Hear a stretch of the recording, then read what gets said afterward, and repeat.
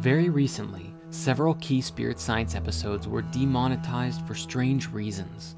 Along with the last conspiracy video, our Hollow Earth episode was flagged for hate speech, and Everything is Connected was deemed unfit for most audiences and age restricted. Please use the link below to join Spirit Conspiracies and access this content free just in case it disappears from the public eye.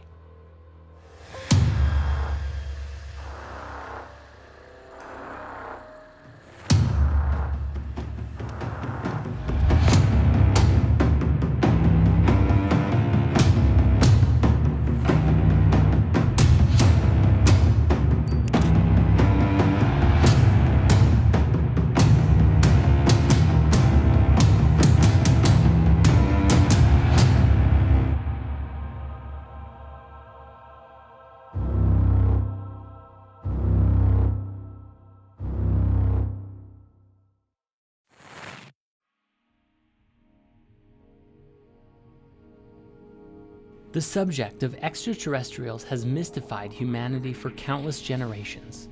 The question of, are we alone in the universe, has inspired us to push forward and advance as a species in the search for life in the great beyond. But to this day, judging by the way people generally treat the subject, it would appear that we have yet to make any form of substantial contact. Yet, the awareness of a deeper truth, that something is being hidden from us, is regularly being leaked to this day. Let's start with some basics, which would be UFOs, which we all know stands for Unidentified Flying Objects, or as they're starting to be called today, UAVs, Unidentified Aerial Vehicles. It was shortly after the 2 atomic bombs went off during World War II that UFO sightings spiked around the world. Hundreds of reports of UFOs began to emerge in the decade that followed the incident, and it was in 1947 in Roswell, New Mexico, that things got really interesting. Reports of a UFO crash landing in the shape of a flying disc inspired tremendous interest in possible alien activity as the US military quickly quarantined and cleaned up the site, claiming it was simply a weather balloon. This was really the beginning, and today, thanks to modern technology, especially cell phones, we have access to thousands, if not tens of thousands, of seemingly unexplainable UFO sightings from around the world. My own personal favorite is the Dome of the Rock incident from 2011, where several independent people caught footage of a bright, glowing, and oscillating orb that descended over the Dome of the Rock in Jerusalem. After hovering over the sacred temple for several moments, it shot upwards with tremendous speed, disappearing into the sky. In more recent times, a video that was leaked several years ago was released by none other than the Pentagon, featuring 3 separate accounts of US military pilots attempting to track and follow incredibly fast-moving aerial ships, without any clue as to what they were. Along with curious phenomena like these, we also have a long list of ex-military officials who have either claimed to have seen, or even had some level of interaction with these crafts, identifying that not only are they real, but they have no idea what they are.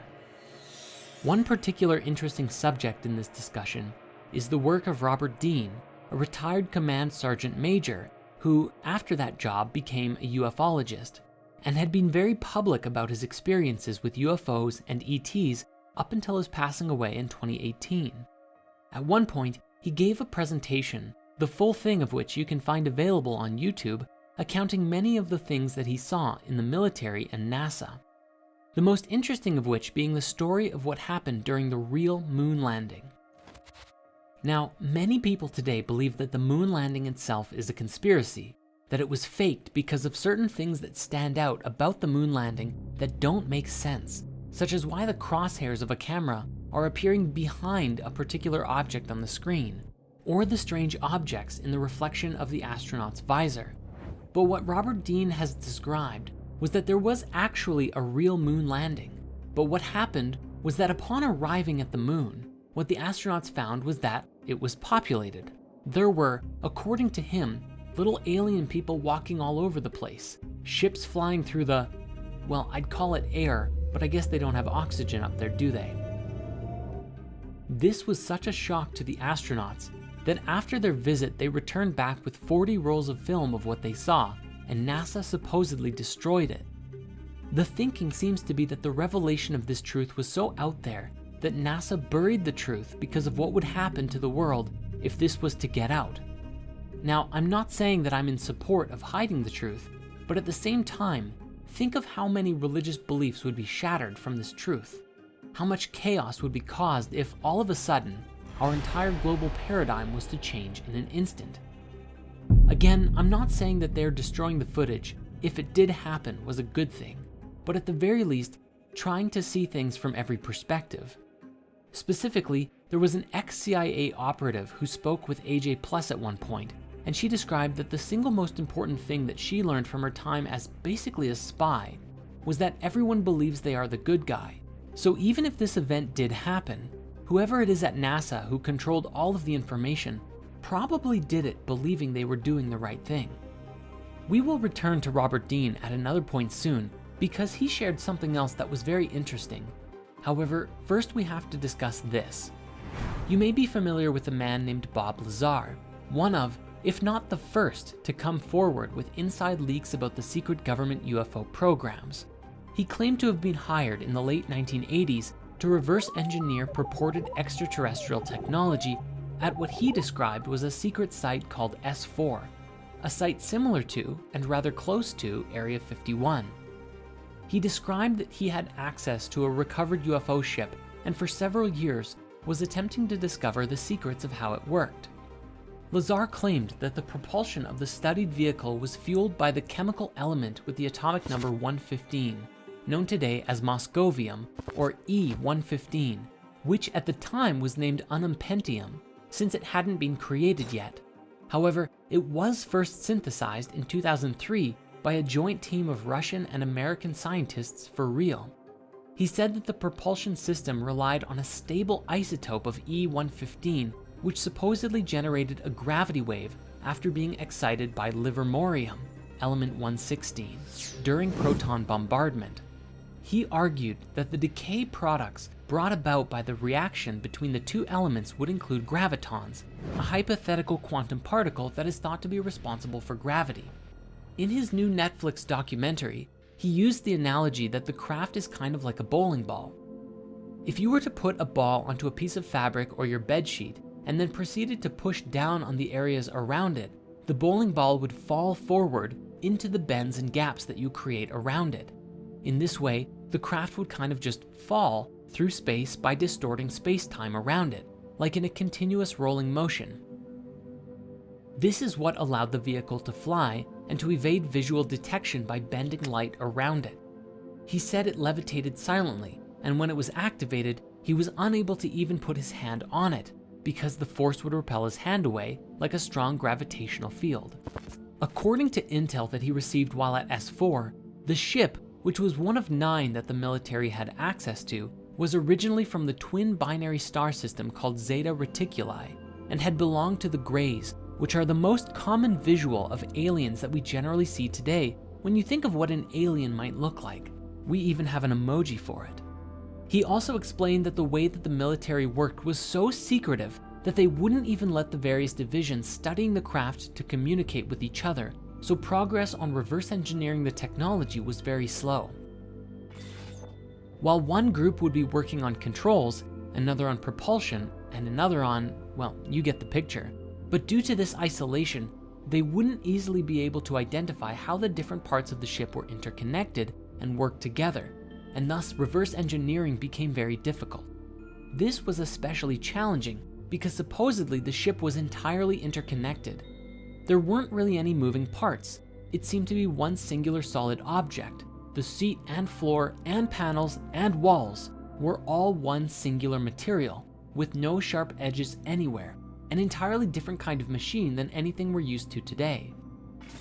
Now, after Lazar came out publicly about this, his life fell apart. Many people quickly looked into his life and found that he seemingly never had any of the education degrees that he claimed to have had. Yet, upon deeper investigation, documents stored away in his old university proved that he was telling the truth. Bob explained that after he came out publicly, he received a phone call from his ex-employers who said, "Do you have any idea what we're going to do to you now that you've done this?" And for many years, Bob suffered as much of his past was erased. and he was made to look like a fool in front of the masses. Now, Bob's story is a very interesting one. My highest recommendation is checking out the documentary he created with Jeremy Corbell called Bob Lazar, Area 51 and Flying Saucers, as well as the Joe Rogan podcast that they appeared on, where Bob goes deep into the story of what happened and what he learned. But Bob isn't the only one to come forward with some fascinating stories, and this brings us to Dr. Stephen Greer, who founded the Center for the Study of Extraterrestrial Intelligence, or CSETI, in 1990 to create a diplomatic and research-based initiative to contact extraterrestrial civilizations, along with the Disclosure Project in 1993, a research project devoted to disclosing to the public information that the government and military supposedly have had regarding the existence of UFOs and ETs. The organization claims to have over 3,000 confirmed reports of UFO sightings by pilots and over 4,000 proofs of what they describe as landing traces, evidence of UFOs landing on the Earth and leaving behind a sort of electromagnetic signature. If we pair this with what Bob Lazar said, it's entirely possible these ships could be bending light, entirely invisible to us, though perhaps not high-level military scanners. Dr. Greer also appeared on the Joe Rogan podcast many years ago and explained some very interesting things. What he received from a collection of over 30 documents from the NRO, NSA, CIA, FBI, and presidential briefings was that the way that these ships work and the way these ETs understand the universe is leagues beyond our own. What he described was that while today we believe that light is the fastest thing in the universe, this is only a barrier, and on the other side of the speed of light are laws that are governed by some sort of super consciousness, and that it is from this higher awareness that interdimensional travel becomes possible, and you can move throughout the universe nearly instantaneously without worrying about the speed of light, which is simply too slow to travel at if you're going from solar system to solar system, or especially across the galaxy, or even between galaxies. This is incredibly important to us because it's relative to the idea that consciousness and conscious thought actively steers the field of reality that creates the experiences that we have. This is a subject we will return to shortly. However, this conversation has one massive implication. You see, one thing that Dr. Greer explained was that the significance of alien life to us isn't really all about ETs at all, but about technology.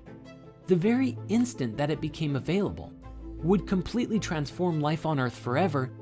Imagine suddenly being able to travel to distant planets or explore the universe, and forget about having power to fuel the entire world's energy requirements forever. You'd have enough power to blow up a planet if you wanted to. This has tremendous implications to it, and may even be part of the reasoning for keeping the technology hidden for now. The question arises, is this technology hidden so that only the secret rulers of the world can have it? Or is it because humanity is not yet ready to inherit such a gift?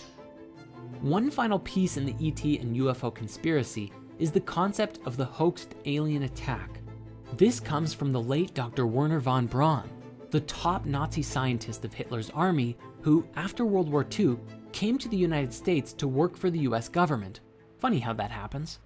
And on his deathbed, he theorized that after a war with the Middle East, one day there would be a hoaxed alien attack, which was a part of the secret plan to weaponize space and control the world. He actually urged Dr. Rosen, his secretary, to thwart this plan above all else, because if it were to come to pass, and space was weaponized, whoever controlled these powers would have complete and supreme control over everyone, and the world would fall under the complete control of the oppressors. Now, the subject of ETs does not end there, however, because there is also the reptilian conspiracy, most famously brought to the public attention by the British conspiracy theorist David Icke. It's become one of the most infamous and popular conspiracy theories ever, sparking numerous parodies and commentaries in the media and TV shows. To put it simply, Icke believes that an interdimensional race of reptilian entities known as Archons have hijacked the Earth and are stopping humanity from realizing our true potential. He has argued that these Archons are the same beings mentioned in many Gnostic texts that have identified themselves as demons and rulers of the 7 planets in various traditions, mostly having the ultimate goal of preventing souls from leaving the material realm.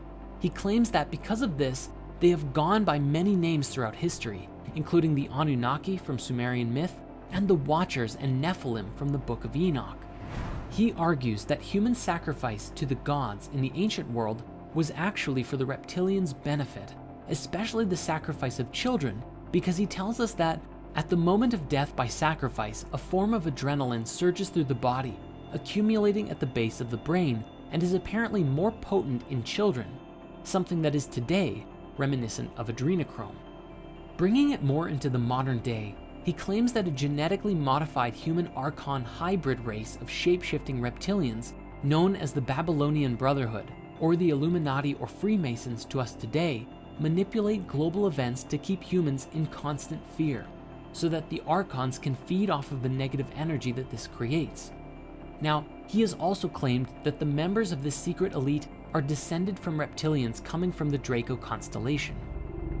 He stated that the reptilians come not only from another planet, but also another dimension, the lower level of the fourth dimension, which he calls the astral plane, the one nearest to the physical world. As of 2003, when his books originally brought this theory out, he said that the reptilian bloodlines include all American presidents, 3 British and 2 Canadian prime ministers, several Sumerian kings and Egyptian pharaohs, and a whole bunch of celebrities. Remember when that article went viral about how Justin Bieber supposedly turned into a giant reptile in front of everyone? Some of the most prominent bloodlines are said to include the Rockefellers, Rothschilds, various wealthy European families, and established families of the eastern United States, and the British royal family. In fact, he said in numerous interviews that he saw former British Prime Minister Ted Heath's eyes turn entirely jet black while the two men waited for a Sky News interview in 1989.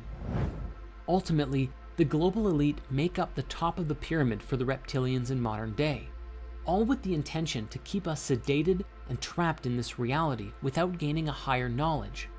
At the top of the global elite are what Ike has referred to as the prison wardens, who oversee us in what is, to them, just a prison world. Along with the New World Order, their main goal is apparently to create a microchipped population, a one-world government, and a global Orwellian fascist state, a brave new world, which he claims will be a post-truth era where freedom of speech is denied. And how are they planning to do this, you might ask? Well, if Ike is to be believed, then the Brotherhood either created or controls everything. Things like the United Nations, the International Monetary Fund, Round Table, the Council on Foreign Relations, Chatham House, the Club of Rome, the Royal Institute of International Affairs, the Trilateral Commission, and the Bilderberg Group, as well as the media, military, CIA, MI6, Mossad, scientific publications, most religious doctrine, and even the internet. In other words, they control every aspect of our society and can make us believe what they want, when they want. Before we move on, I think it's important that we now revisit Bob Dean and a particularly interesting story that he shared during the European Exopolitics Summit in 2009. He described that he was attending his son's retirement ceremony from the US Navy in Washington, D.C., and at this event, there were a great deal of active and retired generals, admirals, captains, and more. One particular retired Navy scientist approached him and said, "Hey, I know you. You're that retired command sergeant major who has opened up about the UFOs. I have a story for you, that my last government job was as a plasma fusion physicist at a top secret place outside of Las Vegas, and I was working there for 5 years with 2 guys who were not from here. They were from somewhere else, delightful people supporting us in figuring out plasma fusion, which equates to infinite energy forever." The man said, "After a few years of working with these guys, I approached one of them and asked, 'Okay, what do you really think of us, humans, as a species?' And the alien said, 'Well, since you've asked, we think you are a primitive, savage, and dangerous race.' The other alien who was listening in then leaned in and said, 'And you also smell bad.' And he explained that it's not really about our bodies, although yes, we have polluted our bodies and the earth to a wild extent, but that we also have a psychic odor about us.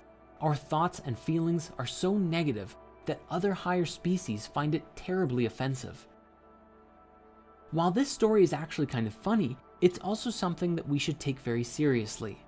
According to the reports and expressions from many whistleblowers, the other species who are interacting with us are actually mostly benevolent, and if we can really listen to what they have to say and do some meaningful self-reflection, it may just help us to clear out our own negativity, release ourselves from any reptilian or other controlling influences, and put us into a position to meet some really cool otherworldly species.